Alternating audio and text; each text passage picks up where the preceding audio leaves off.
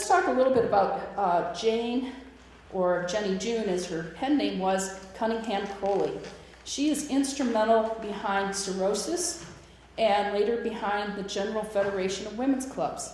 She was born in 1829 in England, and as a young girl, she moved to the United States, and she was very much interested in writing, and she wrote for her brother's school, she wrote for church, and by 1855, she's in New York City in search of writing jobs, and she succeeds. She writes under the pen name Jenny June. She also meets the man who would become her husband, a fellow journalist and editor for the New York Herald. His name was David Crowley. They marry in 1856, and they have 3 daughters and a son. And unlike most of the women of the day, she continued her career in journalism, and many consider her to be the first syndicated female columnist.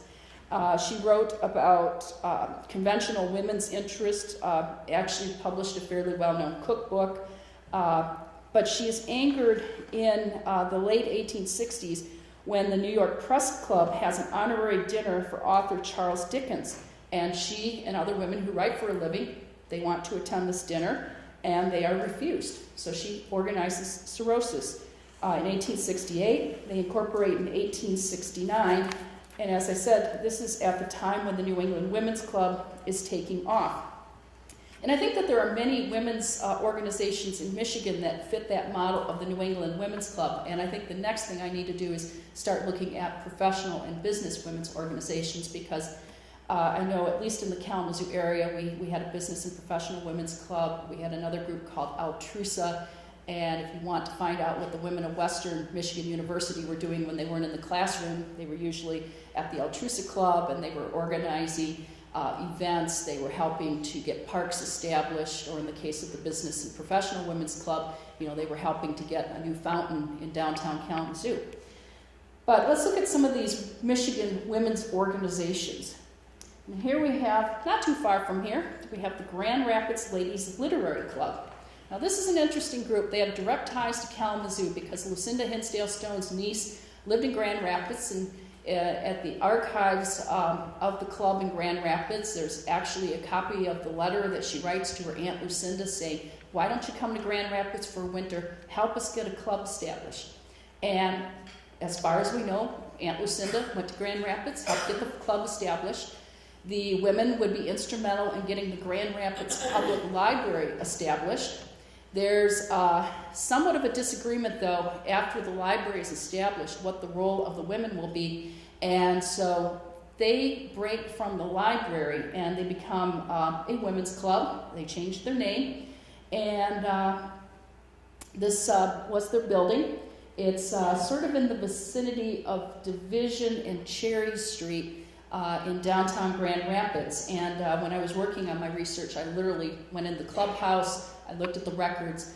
The building has since been sold to Calvin College, and I don't know the status of the organization. Another group out of Grand Rapids, the St. Cecilia Society.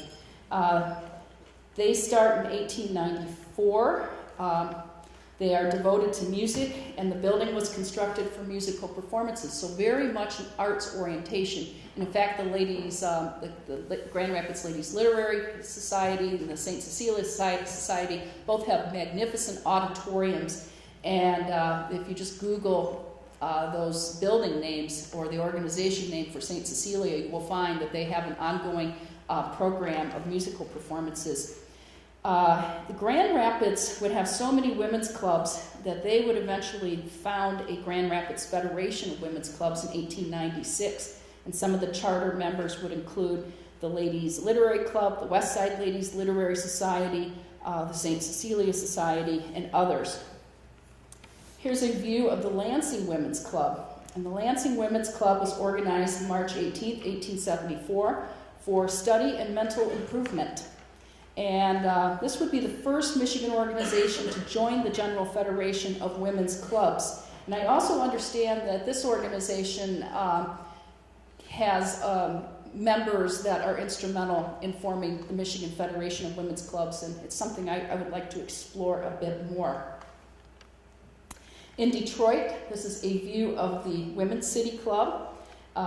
This is at 2110 Park Avenue, and this building was built in the 1920s, and it has Pewabic tile, and it was one of many Detroit women's organizations. And I have to say my emphasis really was west and southwestern Michigan, and I need to get to places like Detroit and even Bay City.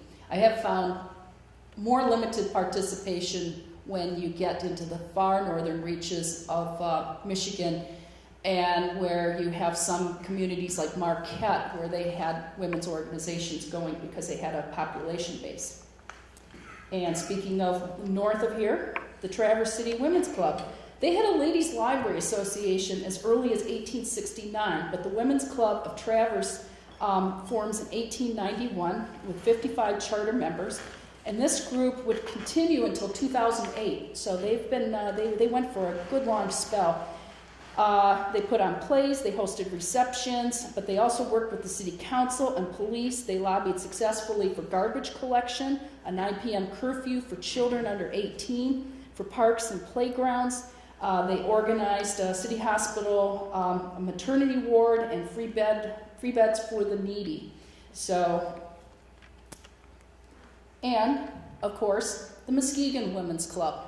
And I'm fascinated by the name, and as I did a little bit of research, I understood more about why the name is Women's Club versus Women's Club. Growing from 30 charter members, this group was determined to make a difference for themselves and their community and improve the lives of all women. And again, references to, well, baby clinics, a resolution to support women's suffrage. They were interested in clothing the poor of Muskegon County, and in 1902, Mrs. Frances Smith donated both the land and the monies to erect this beautiful historic building that we enjoy today. And it has been a real treat to spend some time in here. And I've found, as I said, in any number of these women's organizations, and where I make the distinction, I think the library associations, they had a very, I won't say it was narrowly defined, but it was building a library. That means getting books, getting a space for those books, and creating self-educational opportunities. And I think the women's clubs, though, I think they broadened that greatly. Literacy was still behind many of their efforts, but they moved into areas that had to do with public health, had to do with helping the poor, and so I see that as a broadening of that initial purpose of the Ladies' Library Associations.